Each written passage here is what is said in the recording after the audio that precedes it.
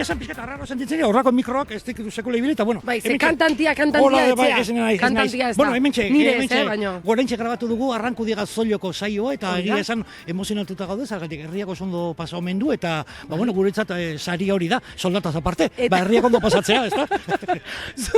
Benetan, eske, gizon honekin ezin detinoa jun.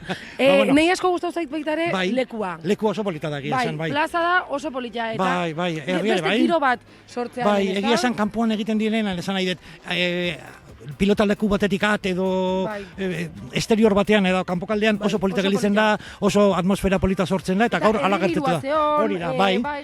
Jendea pintxo potetik etorri da, atletike jokatzen du, eta gurekin gelitu dira, guretzako Bizkaian hori da horirik onena. Atletik jokatzen ari den bitartean gu ikustea. Así que hori da. Bai, tontuana, ez da. Bai.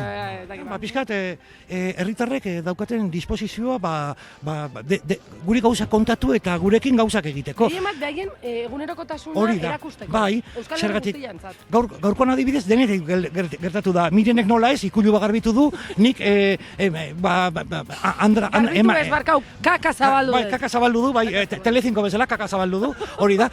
Eta, bueno, niri tokatu zeit, aintzira batean arraiak atera, umeen bainera txiki batera pasa, eta ura garbitzea, eta hainbat gauza, trekitizare jo dugu, hori da, dena ez, spoilerrik ez dut egingo, ikusi berdazte, maiatzak 14ean, Hoixe, maiatzak 14, hori da. Amarretan. San Isidro bezperan, tomatiak aldatzen garaiaren bezperan, hortxe, maiatzak 14, arranko diga zoilo herritxekin fernondi. Hori da, maite zaituztegu.